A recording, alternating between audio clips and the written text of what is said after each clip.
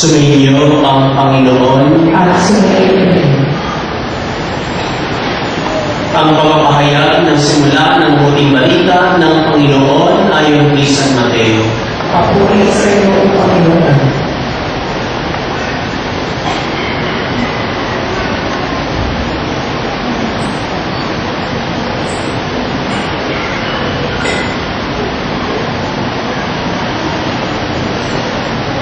Ito ang lahi ni Jesucristo na mula sa angkan ni David, na mula naman sa lahi ni Abraham. Si Abraham ang ama ni Isaac, at si Isaac ang ama ni Jacob, na ama ni Juda at ng kanyang mga kapatid. Naging anak naman ni Juda kay Tamar sina Fares at Sarah. Si Fares ang ama ni Esrom, at si Esrom ang ama ni Aram. Si Aram ang ama ni Aminadab, at si Aminadab ang ama ni Naasson, na ama naman ni Salmon. Naging anak ni Salmon na kay Rahab si Boaz, at naging anak naman ni Boaz kay Ruth si Obed. Si Obed ang ama ni Hesed, na ama ni Haring David. Naging anak ni David si Solomon sa dating asawa ni Urias. Si Solomon naman ang ama ni Rehoboam. Si Rehoboam ang ama ni Abias, at si Abias ang ama ni Asa. Si Asa ang ama ni Josaphat, at si Josaphat ang ama ni Horam, na siya namang ama ni Ozias. Itong si Ozias ang ama ni Hotam, na ama ni Ahaz, at si Ahaz ang ama ni Ezekias. Si Ezekias ang ama ni Manases, at si Manases ang ama ni Amos, na ama naman ni Osias. Si Osias ang ama ni Jeconias at ng kanyang mga kapatid. Panahon noon ng pagkakatapon ng mga Israelita sa Babylonia. Matapos ang pagkakatapon sa Babylonia, naging anak ni Jeconias si Salatiel, na ama ni Zorobabel. Si Zorobabel ang ama ni Abiud, na ama ni Eliakim. At si Eliakim ang ama ni Azor. Si Azor ang ama ni Sadok, na ama ni Akim. Ito si Akim ang ama ni Eliud. Si Eliud ang ama ni Eleazar. Si Eleazar ang ama ni Matan, na ama ni Jacob. At si Jacob ang ama ni Jose, na asawa ni Maria. Si Maria naman ang ina ni Jesus, na tinatawag natin Kristo. Sa mga tuwing, 14 ang saling lahi mula kay Abraham hanggang kay David. 14 mula kay David hanggang sa pagkakatapon ng mga Israelita sa Babylonia. At 14 din mula sa pagkakatapon sa Babylonia hanggang kay Kristo.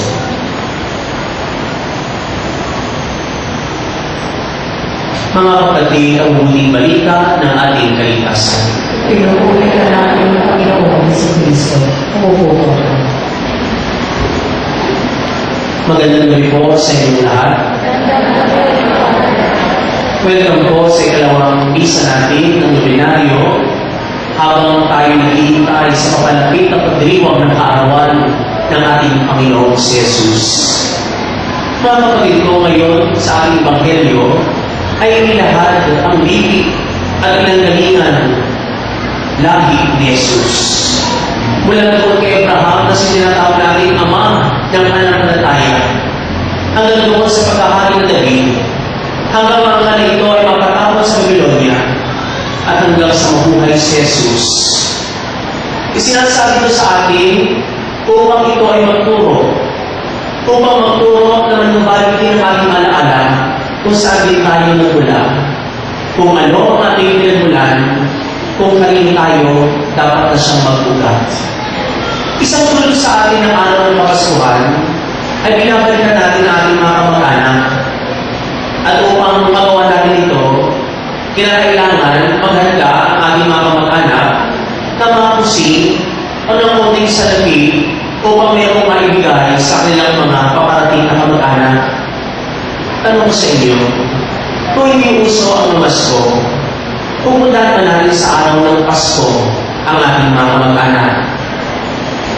Maglalabas ba kayo ng loob na pasukin ang tahanan ng inyong mga tiyahin, ng inyong mga pinsan, ng inyong mga lolo-lola, o ng malayang kamag-anak, o hindi dahil sa pamaskong bigay? Kung gayon, kung magawa natin ito na kahit walang pamasko, pwede natin itong gawin kahit sa ibang araw. kahit sa panahon ng linggo, kahit sa panahon ng Kwaresma, kahit sa ordinaryong panahon, pwede tayong bumisita. Pwede natin balikan ng ating mga kamag-anak. Pwede natin dalawin ng mga kamag-anak natin may sakit. Pwede natin dalawin ng mga kamag-anak natin walang nag-aalaga. Dahil ba sa pamasko, kaya natin dinadalaw ang ating mga kamag-anakan?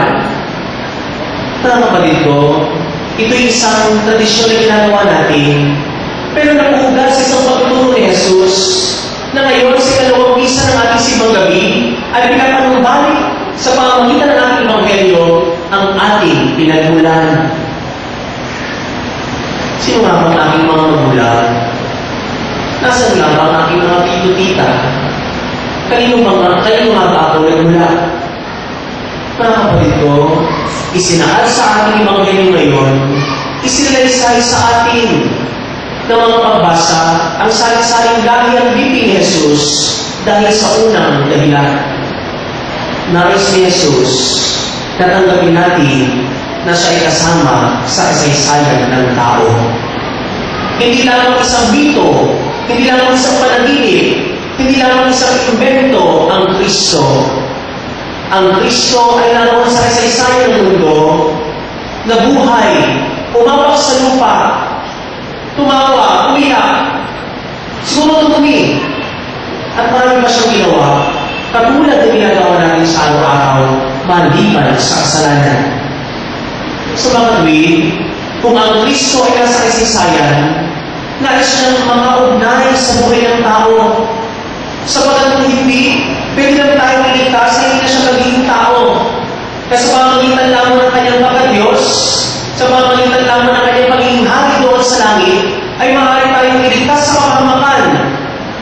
Ngunit pinabuti niyang pumasok sa ating buhay, maging tao, maging laman, maging katawan na tulad natin, sapagkat nais siyang makaugnay sa atin. Di ba tayo gusto natin makarinig kapag mayroong mga nag-uusap? Gusto natin pasok tayo, ugnay tayo.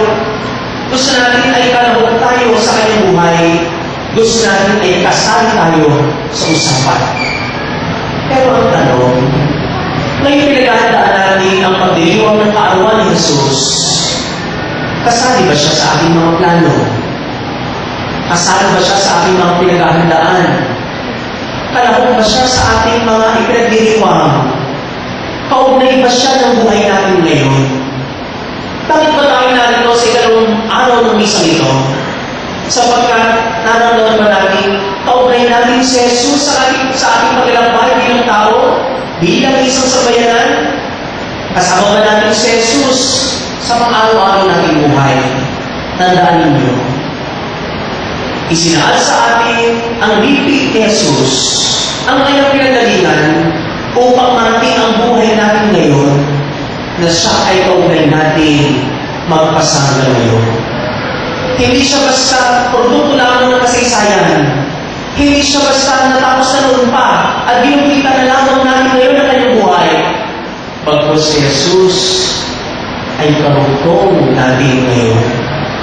Dinudungan niya ang buhay natin ngayon. Inuugnay niya ang kanyang buhay sa buhay natin ngayon. Kaya ito ang unang paalaala sa atin ngayong mga simbang gabi. Naisali naman natin si Jesus sa ating mga plano. Pagandaan naman natin ang tunay na dahilan ng Pasko. Ilapot natin siya sa ating mga pinaghahandaan. Ilagay natin siya sa gitna ng pagdiriwang. Di ba po, kapag sumasapit ang Pasko nito, pinapalakas natin si Kristo bilang liwanag ng sanlibutan. Pero minsan ang ilaw ay sadyang nakapokus naman sa atin.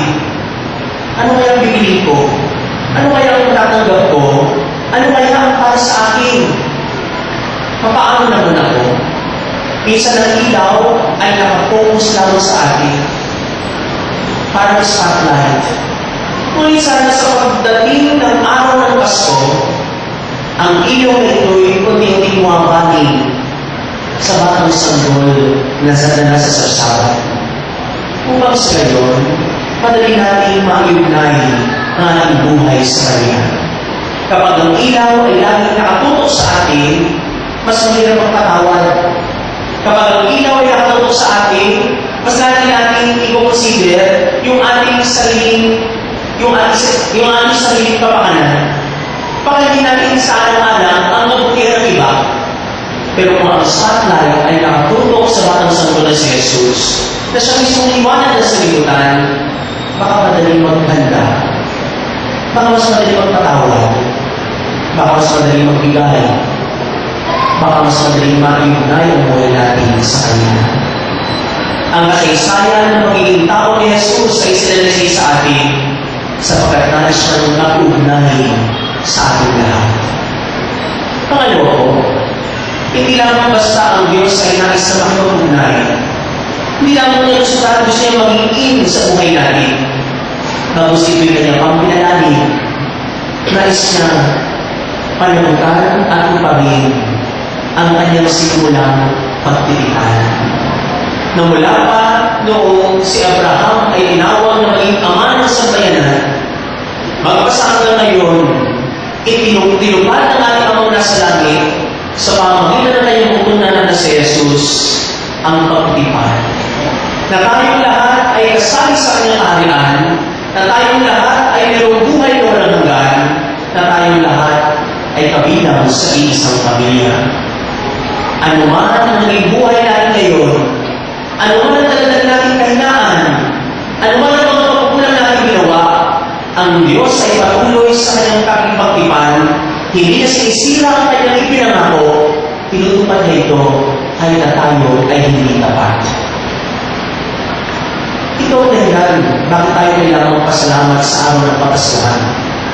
Sapagkat patuloy ang pagtitipan ng Diyos.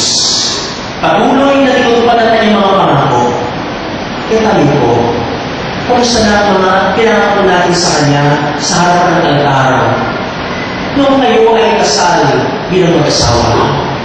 Kumusta na kaya ang aking pinangako sa harapan ng altar nung ako ay maordinahan? Kumusta na kaya ang pangakong pinalakas sa aking mga limanginan sa sakramento ng bigyan ng tubig? Ito ba'y aking naisasakatuparan? Nangangako ba tayo na tatapusin natin yung siyang araw sa gabi? Kayo ba'y nangangako sa inyong sarili na tatapusin ninyo ang siyang araw sa gabi? Siguro.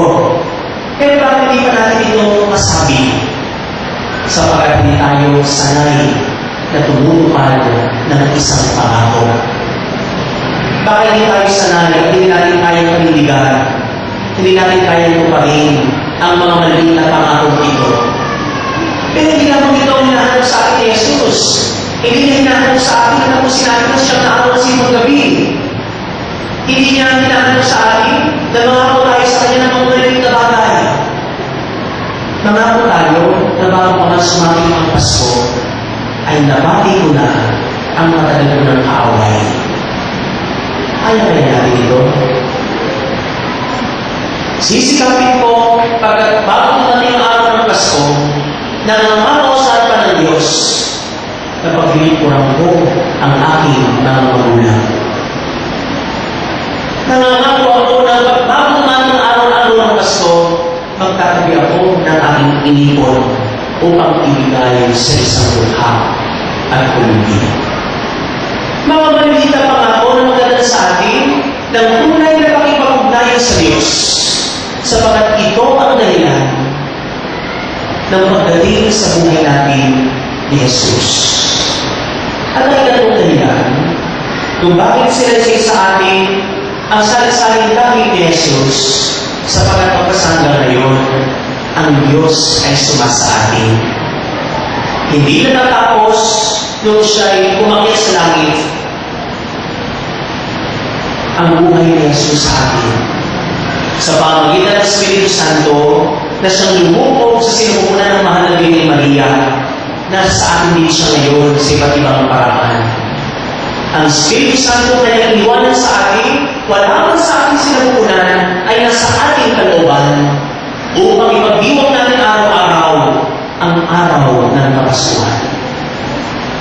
At tuloy ba ang Pasko sa December 25?